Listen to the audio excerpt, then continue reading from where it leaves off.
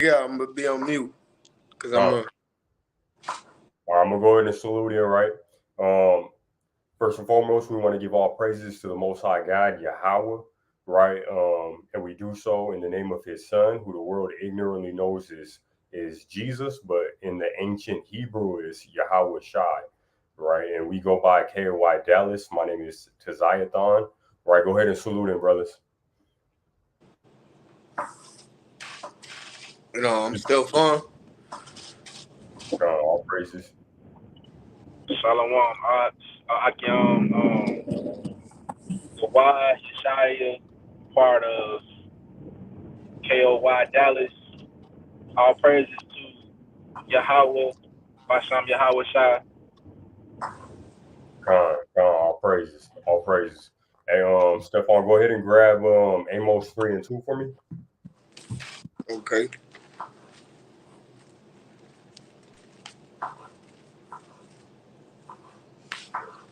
I could grab it too.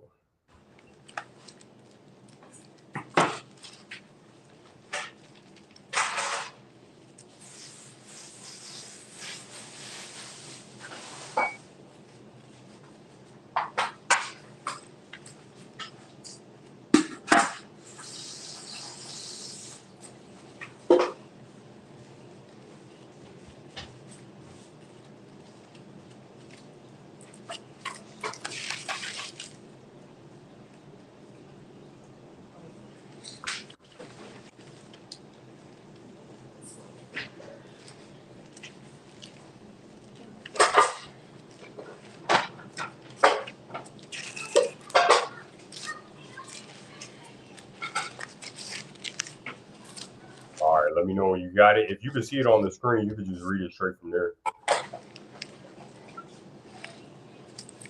Con. Salaki, you said Amos 2 and 3? Salakia 3 and 2. 3 and 2. Con. This is Amos chapter 3, verse 2. You only have I known of all the families of the earth. Therefore, I will punish you for all your iniquities.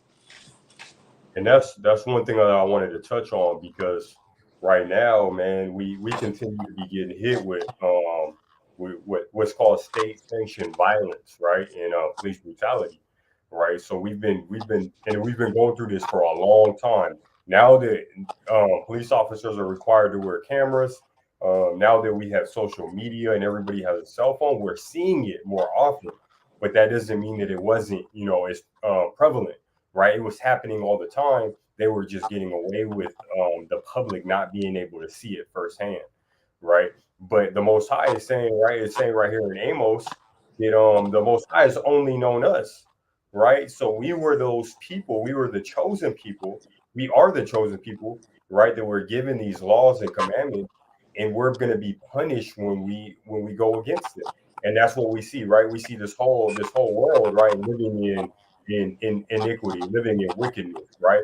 No nation on this earth follows the laws, but the only ones getting punished, right, for not doing the things that we're supposed to do is so-called blacks, so-called Native Americans, so-called Mexicans, right? The real Israelites. We're being punished for all of our iniquities, right? And we see that when we're being slain in the street, right? And no one speaks up for us, right? We're being slain in the street and they keep getting off, or we're getting slain in the street, and even when they don't get off per se, right, it just continues to happen. It's a cycle, be it a police officer or be it at the hand of somebody who's not even wearing a badge, right, and they for some reason they're always justified, right. Let's get Deuteronomy 28, and I'll pull it up on the screen too. If it's easier to read off the screen, you can just read it off the screen.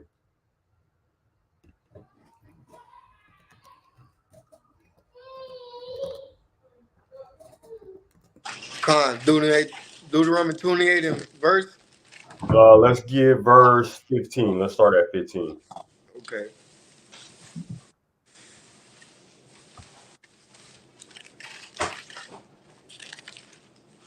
Salaki. Deuteronomy 28, verse 15. It says, but it shall come to pass, if thou wilt not hearken unto the voice of the Lord, to to observe to do all his commandments thee this day, that all the curses shall come upon thee and overtake thee. Right. So what it's saying, right, is it? Let me go back to. All right. Oh, it's not zoomed in. Let me zoom in. Zoom in on it so everybody can see what we're talking about. Right.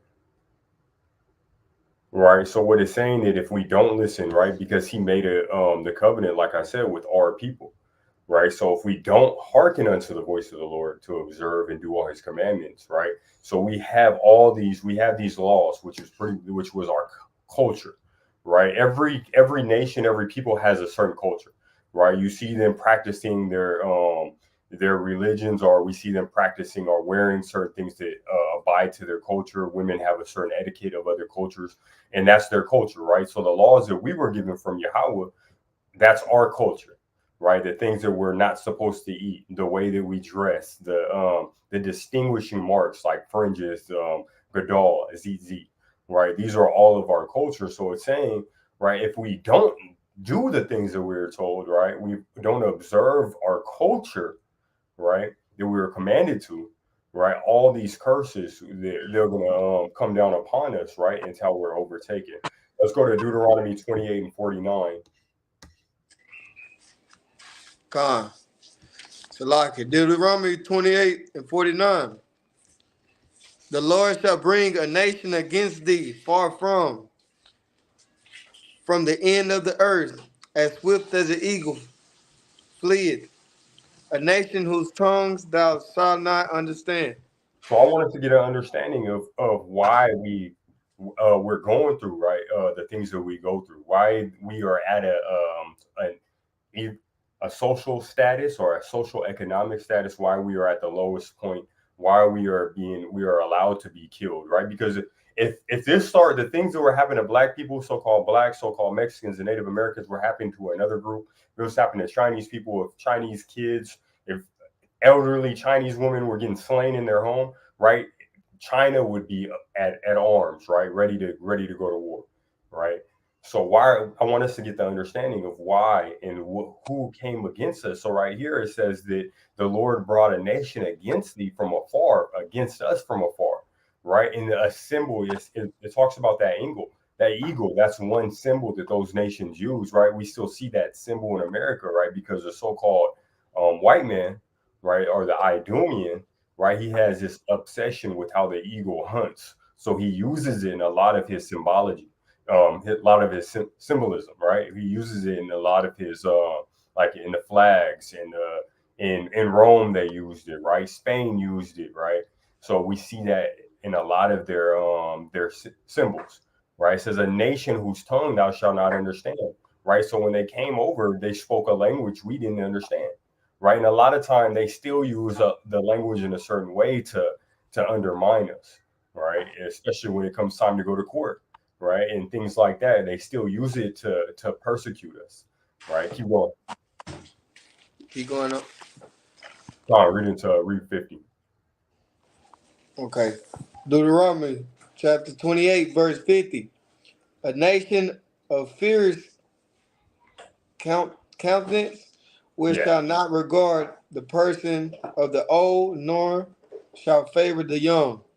Right, and that's exactly what happened, man. That's exactly what happened with this sister, right? This elderly black woman who was in her home. I say elderly, she was an older black woman. She would have been an elder, so she would have been considered an elder, right? She was in her home and was slain. They don't regard the old or the young. They don't care. They'll come into your home, and they've proven it. They'll come into your home and they'll kill you, right? And this is fair use. Fair use. This is just our ideas on this video, right? So fair use. Con, when you got a chance, I got a precept. It's Leviticus 26, chapter 26, verse 25. Con.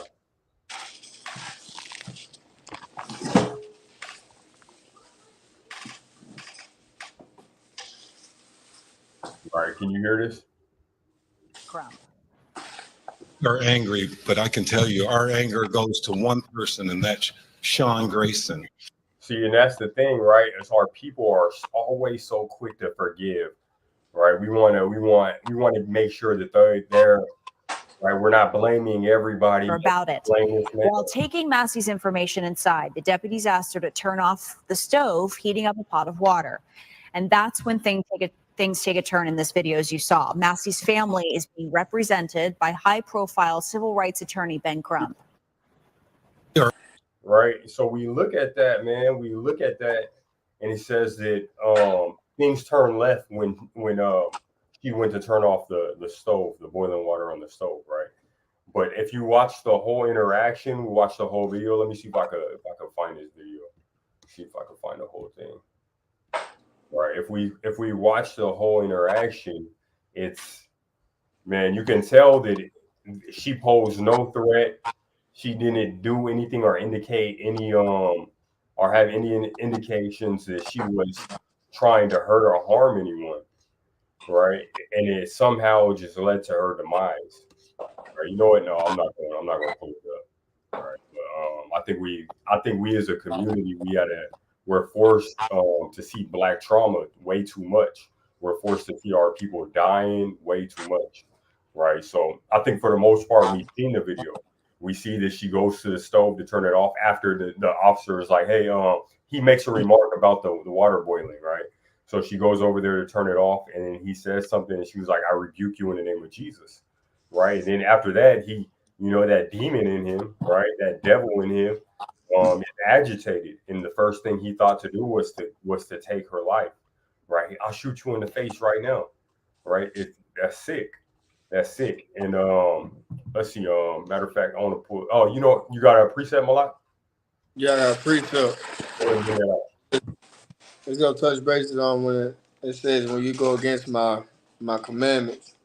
So Leviticus 26, verse 25. It says, I will bring a sword upon you that shall avenge the quail of my covenant.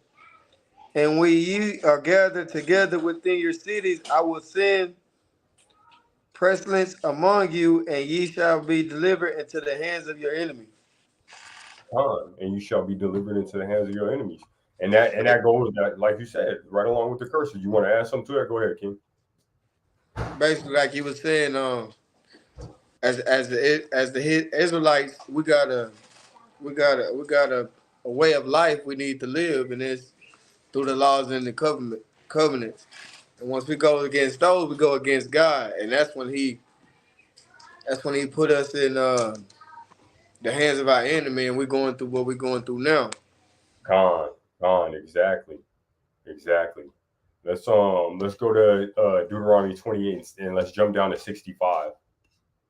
Okay, so Deuteronomy 28, verse 65. And among these nations shalt thou find no ease, neither shall the sole of thy foot have rest. But the Lord shall give thee a trembling heart and a failing of eyes and sorrow of mind. Right. So and that's exactly what the brother was just bringing out too, right? We have no rest. We have no rest. We live amongst our enemies. We live amongst these nations, and they're not giving us any rest. Right. We have a failing of eyes and a trembling heart. Right. That sister had two cops come to her home that were supposed to help her. Right. She called for assistance because she thought that somebody was trying to break into her home. Right. Instead of getting the help that she deserved to get, right, just like anybody else, right, she got killed. She called for help, and the people that were supposed to help her killed her. And that's the thing, right? Because we don't understand how we're depending on our enemy for everything. We're depending on this man for protection when he hates us. We're depending on them for safety when he hates us, right? So we're calling for safety, and then he comes and he kills us. Right, but we have to learn. One thing about us, we have to learn that we can no longer depend on them for those things, right? And it's sad, right? So we got to get back to policing our own neighborhoods. We got to get back to protecting our own people, right? when we have women like that that are part of our, our people living alone, we have to make sure that we're doing something in order to make them feel protected, right? And that goes back to the law, right? We have to love each other like we love ourselves, right? So I wouldn't want my mother to be unprotected, right? My elderly father or something like that, I wouldn't want him to be unprotected, right? And they shouldn't have to call somebody who potentially will want to do harm to them, right? Go ahead and read 66 as well. Khan, Salaki reads Deuteronomy chapter 28, verse 66 reads, And thy life shall hang in doubt before thee, and thou shalt fear day and night, and shalt have none assurance of thy life. Con, right? And that's the thing. You call the police for help, man. We don't have no assurance of our life. You don't know, right? It says our life shall hang in doubt. You don't know if you're gonna make it through that, right? Right? It's like getting pulled over by the police, right? When you're black, brown, right? You don't know what that's gonna lead to. It could just be a simple thing like a busted tail light, or it could be nothing, right? And you're just getting pulled over. But we never know how that interaction is going to go, right? So it's relieving, right? You feel relieved whenever you make it out alive. Whenever you have an interaction with the police, you feel relieved when it doesn't escalate into something else, right? Because our life hangs in doubt, right? It says, "Thou shalt fear day and night, and shalt have none assurance." Right? This sister called those police officers over just to get killed, right? She had none assurance of her life, right? You got the apocrypha on you out? Khan, hold on one second. Let me You bring got it some? up.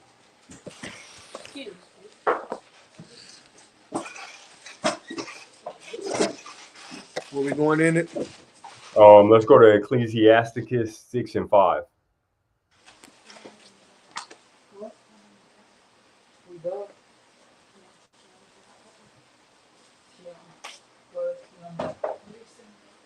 Oh,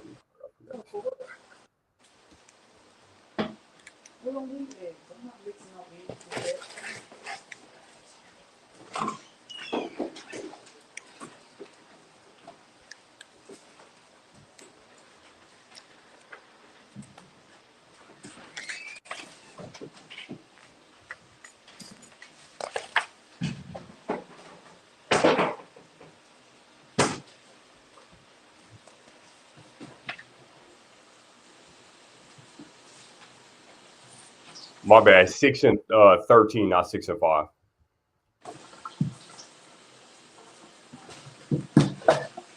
And then let me know when you're ready. If you can see it on the screen, you can read it from. Yeah, I'm gonna have to read it on the screen. Yeah, I'll zoom in.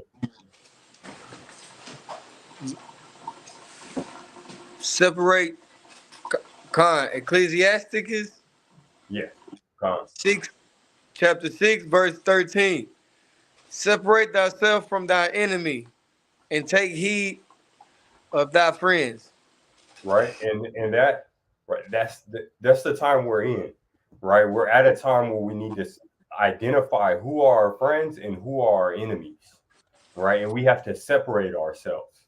So if you feel like you're in trouble, right, we have to be around our friends, right? If you feel like you're in trouble or in danger, we can no longer call our enemy, right? We can no longer call them for protection. We can't call them for aid, right? Because they might show up and kill us, right? They're hunting us. And that's exactly what they did with this sister. They hunted her, right? And I got a verse I'm gonna pull out. This is Habakkuk. All right. This is Habakkuk 2 and 4, right? Because it's like we watched that video and it's like, how could somebody do this to somebody? Right. So not only does he shoot her, right? He shot her, and then he still right because they got to say certain things for the judge, for the camera, for to play on the emotions of the jury. So he shoots her, and it's like drop the pan. You shot her in the head. There was no pot in her hand, right? He shot her in the head. She's on the floor bleeding out, and he's still yelling at her, drop the pot, drop the pot, right? And so it's like, how do you do this? How can a sane person murder somebody like this, watch her bleed out, right? And then the other officer, I'm gonna call them both Officer Satan, right? I got that from one of my brothers, right? Because he said Officer, right? So I'm gonna call him Officer Satan. The other officer was like, he was like, oh, I'm gonna go get my pack, right? The medikit. And he was like, oh, nah, you don't even need, it's a headshot. She's done, right? But then as the video rolls, right, they still make remarks about her still, right, still being alive or hanging to life, right? So what kind of sick, deranged mind can sit there, watch somebody bleed out, yet while yelling orders at them and holding the gun there, right? It's not normal, right? So this is Habakkuk 2:4. It says, behold, his soul which is lifted up is not upright in him, right? It's not upright. So this man, the devil the Bible speaks of, right? This man is not right, right? His soul is not upright in him. He was made for wickedness, and the wicked for the day of destruction, right? Or for the day of wickedness, right? And that's it. He's not a just man. He doesn't understand it. That's why we see all this wickedness coming from him and their ability to enact such violence, right? Let's um let's pull up Ezekiel 35:5, Malak. 35:5.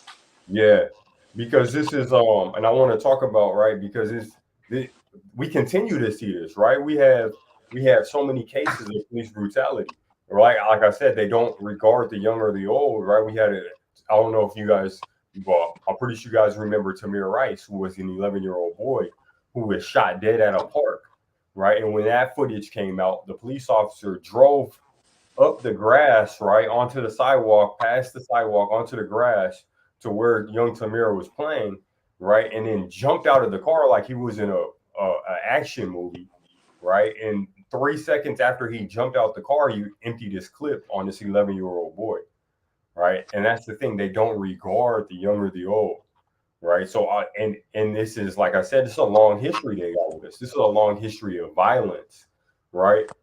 Go ahead and bring that out, Malak. Okay, I got Ezekiel chapter 35, verse 5. Because thou hast had a perpetual hatred and hast shed the blood of children of Israel by the force of the sword in the time of their calamity, calamity, Khan, calamity. calamity, Khan. calamity, I underbar. You all good. Go ahead. in the time that their iniquities had an end. Khan. Right. And did you read that from your Bible, or you grabbed that on your phone? Bob. Could you got your phone on you? Could you bring up the GNT or the NLT? Actually, get the NLT for me if you can. All right, I got it. I got an NLT Bob in myself. Oh, okay, perfect, perfect.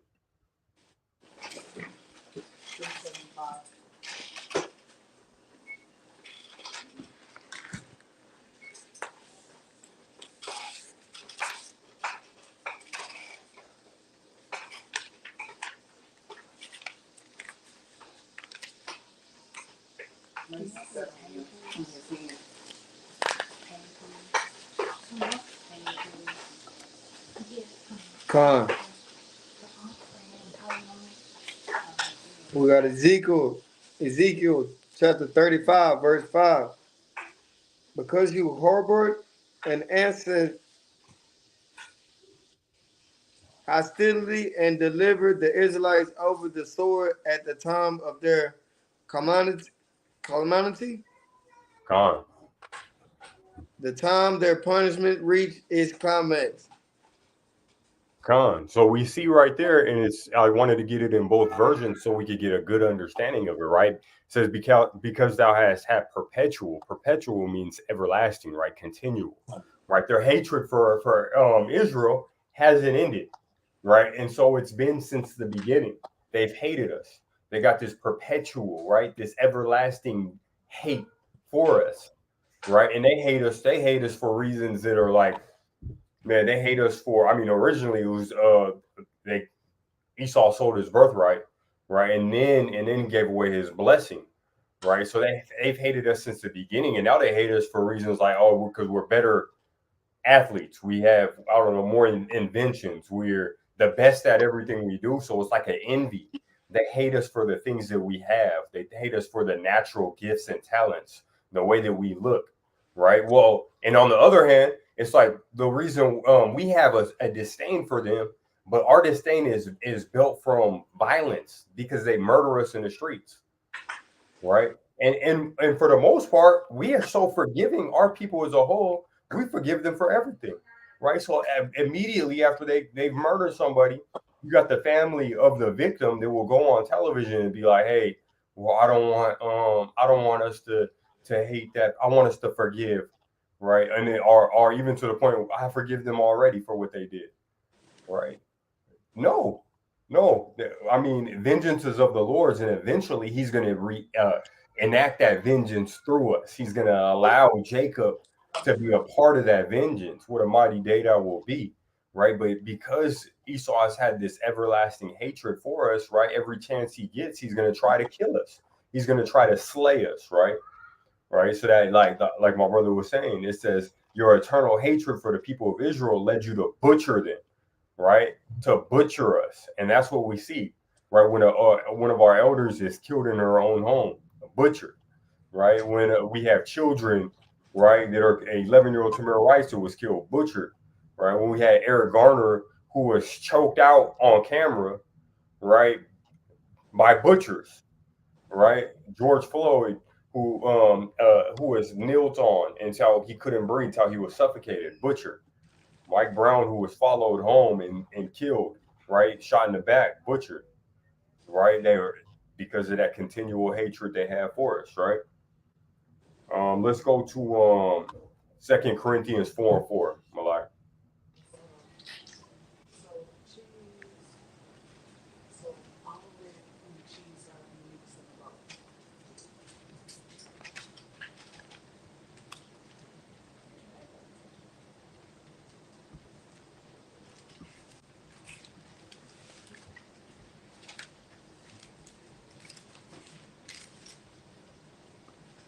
And then I got it on the screen in case you want to just read it from there.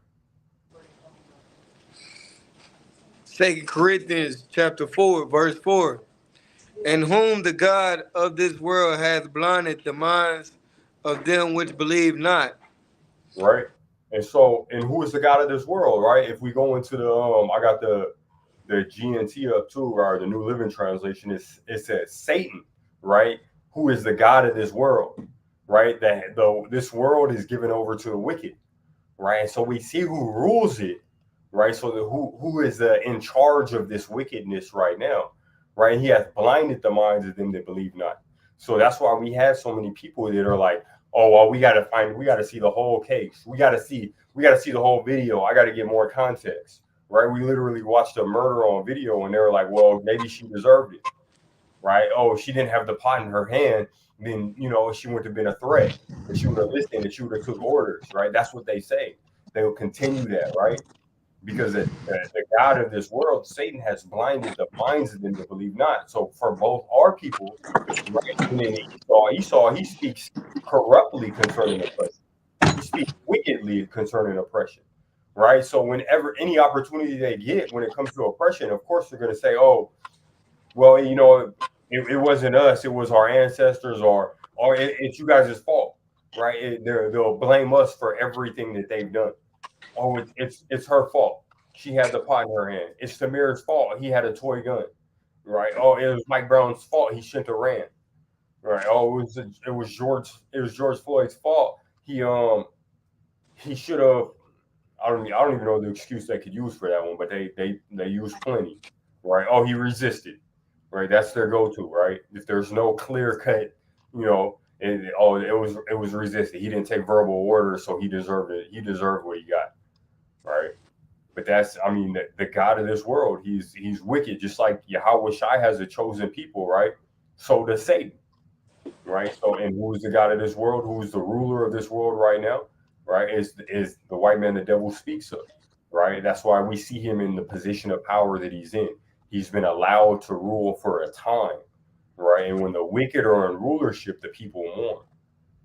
All right, let's grab Job 9:24. All right, so I could further go into that point.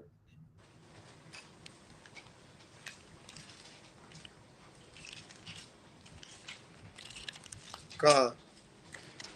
Job chapter 9, verse 4 reads, He is wise in heart and mighty in strength, who has hardened himself against him and has prospered. 9:24, Malak. So like, 9 and 24. yeah, Salaki. it's all good. Job 9, chapter 9, verse 24. The earth is given unto the hands of the wicked. He covered the face of the judges, therefore, if not, where and who is he? Right? So the earth is given unto the hand of the wicked, and that's what we see, right? Look at the Olympics that just passed, right? Had the opening ceremony had so much pagan and demonic symbology in it, right? The earth is given into the hand of the wicked, right? So if you want to know who the wicked are, look who's in rulership, right? Look who's in a position to oppress, right? And look who's been in that position to oppress for so long. That's the wicked. The earth is given into the hand of the wicked, right? And he covered the faces of the judges, right? And that's what they do. They play judge, right? They're out here judging everybody, right? And how is it that the wicked feel like they are in a position to judge everybody? That's why they go into so many different nations and do the things that they do, right? They thought they were the or they placed themselves is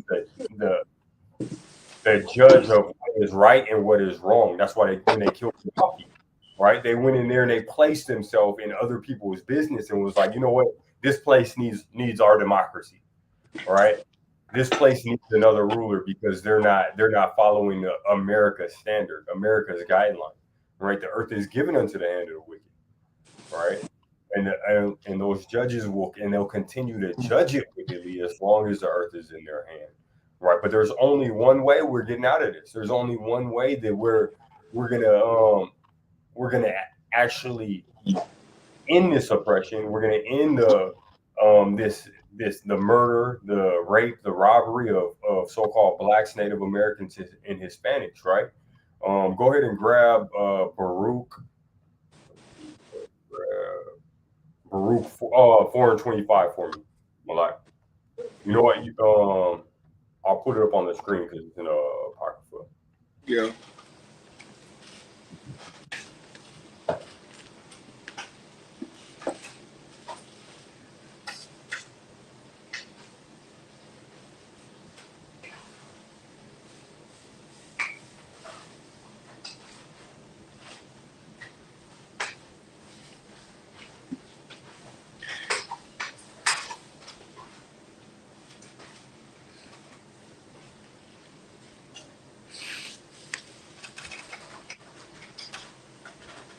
Okay, go ahead, Malak.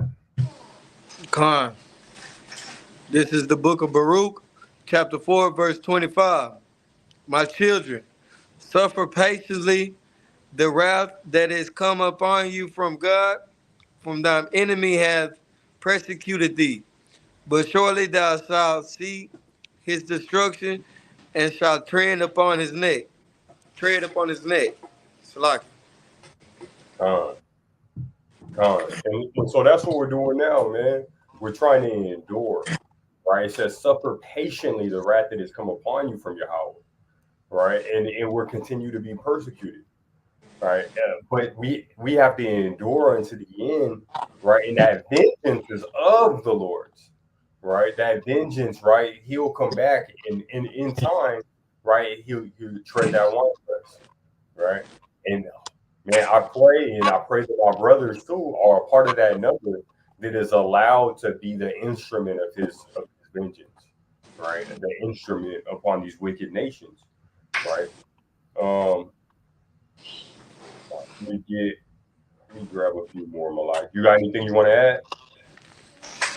Um, this one it kind of touch up on it, but And so this is coming out the NIV. Okay. Psalms chapter 42, verse 9. And it says, I say to God, my rock, why have you forgotten me? Why must I go about mourning, oppressed by my enemies? So as we've been going through this time and feel like we have been forgotten through all the oppression that they've been oppressing us by, and we haven't really felt like we got no help. We feel like Con, we have no help, and He forgot about us, but that's not the case. The case is we got to come back into the law so He can come back and slay those vengeance on our enemies. con, con, exactly, right? And it seems like, yeah, and it does seem like that. I feel like when I used to do a lot of work in the community, right, before I came into this truth, right, and that's something mighty in itself, is just coming into this truth that helps you to see things for what they really are, right? You start looking at it from the and understanding the curses, right? But it looked like we were, man, hey, if it wasn't for the Most High, if the Most High hadn't chosen us, right, it would be over for our people, right? We couldn't Uh, do this for another 20, 30 years. We couldn't, right? America is trying to kill us off, right? They're trying to kill us in so many different ways, right? They put poison in our food, they put poison in our neighborhoods, right? And then they're killing us from old to young on the streets, right? We wouldn't have, is our people wouldn't have survived for another 20, 30 years. I don't care. I don't care what anybody says. They say, oh, well, everybody's going to be mixed in America in another 50 years. No, no, because of state sanctioned violence, man, there's not going to be any more of us, right? And I'll say that for multiple reasons, right? We could go on this same pattern of being killed by our enemies, but also not only that, how they use the system and how they use things against us, we're killing ourselves at a high rate too, right? Because we don't understand the covenant we made with Yahweh, right? That end, I mean, brothers are gonna crash out, right? If there was no deliverance, right, and we continue to see our people murdered, man. When I watched that video of this sister, man, it hurt. That hurt my heart, right? Because I seen the women in my family. I seen my grandmother, my aunt, right? I seen my sisters, right? Right, in their home alone, unprotected, with two police officers, right, that are supposed to be protecting them, become killed them, right? So eventually, man, this works on our mental state, our psyche, right? Eventually, somebody's crashing out, right? That's another reason why 20, 30 more years of this, man, we went to survive because we ready to die, right? And it's in our people to fight, right? We're a people that doesn't lay down. We're not soft, despite what they want us to believe that our ancestors wouldn't fight. Man, there were so many different revolts, slave revolts, right? Man, but we were ready to die, and on many occasions we died, right? Because we didn't have the most important thing that comes to, right, salvation. What does salvation mean? It means to be delivered from one's enemies, right? So we didn't have the most important, right, key to liberation, which is Yahweh, right, through His Son Yahweh Shai, right, and returning back to the commandments He gave us. God, that was a mighty precept. That was a mighty precept. Did you want to bring out any other ones? let me see. Let me see what else I had one to go with that one. Come on, bring it out. Right. I'm gonna bring. I got one. I'm gonna pull up on the screen while you look for yours. Right. This one is in Lamentations.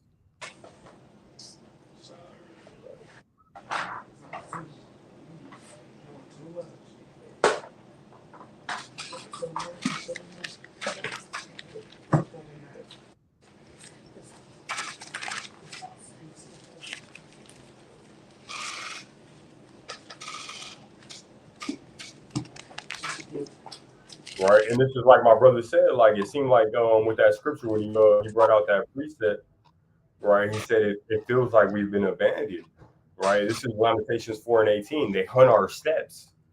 Right, and that's what it feels like being black in America. Right, being brown in America. Right, they hunt our steps. Right, wherever you go, it's like there's one of them behind you, trying to see what you do. Like when I'm at work, man, I'll be minding my own business, right, at work, right? Somebody, hey, if they're near, they got to come up to me and figure out what I'm doing with my day. What's all this? What is all this, young man? I'm working right now. I work for Frontier. Oh, okay. I just wanted to make sure it's not gonna. What you're doing is not affecting me, is it? Yeah. Did you order? Did you order? Have an order? No. Okay. Well, no. Then I'm not here for you. All right. But it's like, man, everywhere we go, there's one of them behind us trying to figure out our business, right? So it says they hunt our steps that we cannot go in our streets. Our end is near. Our days are fulfilled, for our end is come. Right, our persecutors are swifter than the eagles of the heaven. Right, there goes that symbology. Right, the eagles. Right, are man. I said they're obsessed with the eagle. That they love the way they hunt. Right, and that's what Esau is. He's a hunter. Right, they hunt our steps just like the eagle. Right, they pursued us upon the mountains. They laid wait for us in the wilderness. The breath of our nostrils, the anointed of Yahweh, was taken in their pits, of whom we said, under his shadow we shall live among the heathen. Right? And that's what we're doing right now.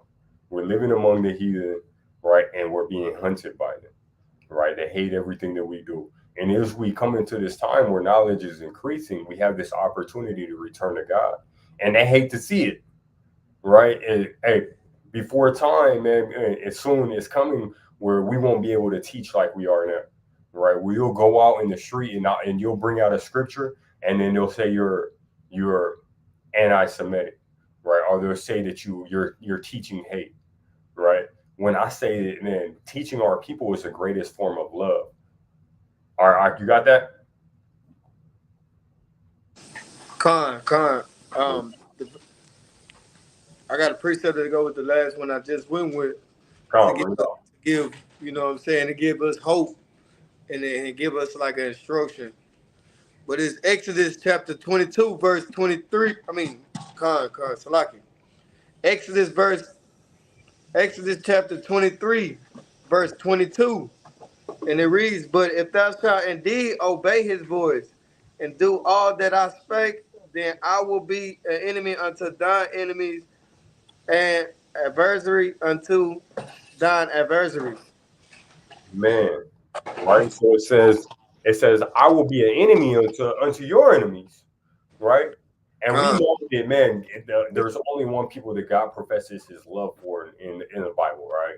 So he only professes his love for Israel, right? He professes his hate, right, to other nations, but he specifically says that he hates Esau, right? So it says, I will be an enemy unto him.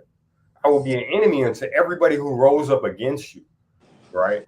That goes into the scripture. Let me grab this real quick.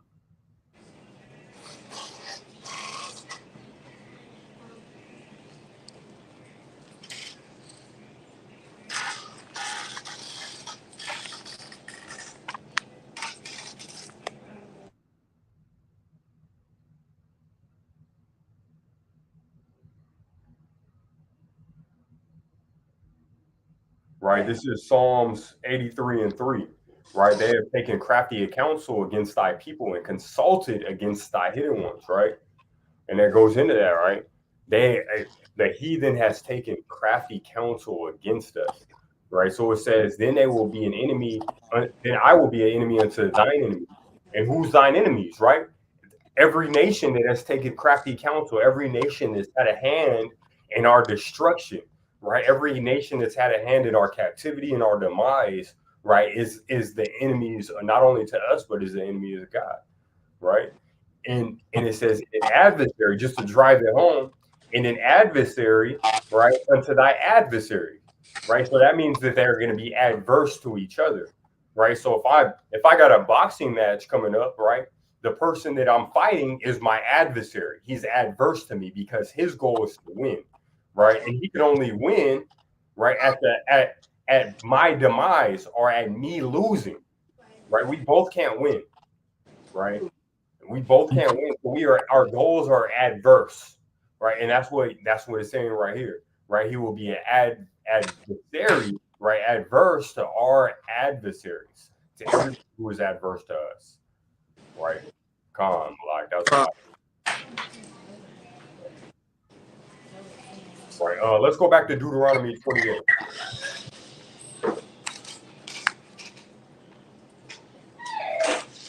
And then let's grab.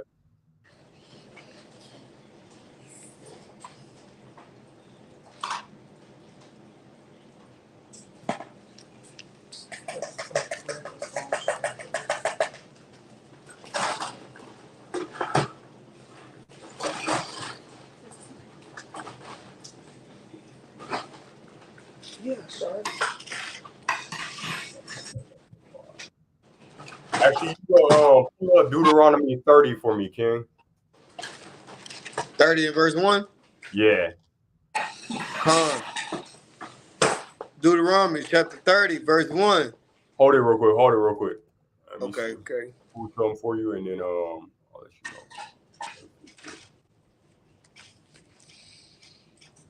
And then you just gonna put the what? Sure, you supposed to mix it once with that. Okay. And you put the shell, the lasagna shells, and then This is it's a verse right here that my one of the Malakshis has sent me. Shout out to Nethaniah, right? Lieutenant Nethaniah, man. He just sent me this one. This is Zechariah 11 and 5. Whose possessors slay them and hold themselves not guilty, right? And that's exactly what they do, right? They'll kill us in the streets, and then they are the judge and the jury, right? They show themselves to be the executioner, and then they say we're not guilty, right? And they that sell them say, "Blessed be the be Yahweh, for I am rich," and their own shepherds pity them not. Right, that's a mighty scripture, right? Because I mean, it's going into exactly what happens when police violence or police brutality goes on, right? Whose possessors slay them and hold themselves not guilty, right? They'll kill us in the streets and say, "Hey, well, I acquit myself. We judged ourselves. We held ourselves in court, and you know what? We found ourselves innocent, right? We ain't do it. It was justifiable. It's pretty much what they do. All right, that's a mighty verse. I said 30. Con. Okay, go ahead with Deuteronomy 30 and 1. This is the book Deuteronomy, chapter 30, verse 1. And it shall come to pass, when all these things come upon thee, the blessings and the curse, which I have set before thee, and thou shalt call them to mind among all the nations, whether the Lord thy God has driven thee. Right, and that's mighty. It says, right. right. Okay. You know what? Keep going with that. Keep going with that. Actually, Going yeah. We gotta build Deuteronomy chapter 30, verse 2. And shall return unto the Lord thy God, and shall obey his voice according to all that I command thee this day, that thou and thy children with all thy heart and with all thy soul. Keep going. Um, I'm gonna touch base on it a little bit, and we can keep going. Right. So this is the only way, right, that we're gonna be delivered. All right. This is the only way that we're going to get out from under suppression. Right. So many people, right, have already tried. Like we had the Black Panthers, we had Marcus Garvey, we had Malcolm X, Martin Luther King, we've had AIM, the American Indian Movement, we've had right we had the Brown Berets, we had who else? We had Free, right? It was a grassroots organization in Philly that was bombed. Right, we had so many of our brothers, right, and our sisters, try to help liberate us, right? But this is the only way that we're gonna get out. Go ahead and keep on with it. Verse 3. That then the Lord thy God will turn thy captivity and have compassion upon thee. Right, And and it will says one second, so Malak. It says that the Lord, right, it says Yahweh thy power will turn thy captivity, right? And so a lot of people will look at that and be like, well, we're no longer in captivity, right? Well, if I had a dog, right, and that dog, I kept him on a 5 foot leash in my backyard, staked to the ground, right? He had about 5 feet, in every direction that he could run in, right? but he's still stuck to the ground. And then I was like, you know what? I think I'm gonna take that leash off him. I got a big backyard. I'll let him run around there, right? So I take that leash off. Is he free because he gets the rest of the backyard? No, he's still in captivity, right? I just allowed him more room to run around, right? So just because, right, we don't have yokes of iron around our neck anymore, right, doesn't mean that we are any less captives, right? Any less than we once were, right? And a prime example is how we can still be killed so easily in the streets, right? With no accountability, with no one here to speak up for us but us, right? And usually when we do, we've seen cases where even when we have somebody, right, athletes or celebrities, right, that those people get blacklisted, right? Those people get shunned, those people get right thrown away, so to say. All right, keep going with that, King. You stop that. God will turn thy captivity. Con. And will return and gather thee from all the nations, whether the Lord thy God has scattered thee. Con, right? And that's what we're looking forward to, man. Right? So we have to turn away from our sins. We have to go back to the law, right?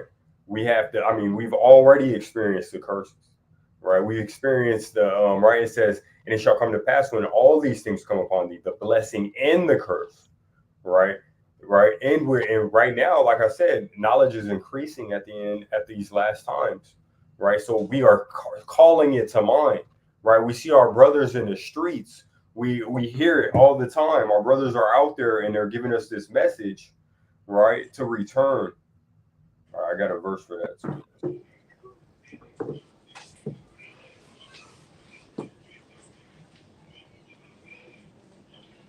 Okay, no, never mind. All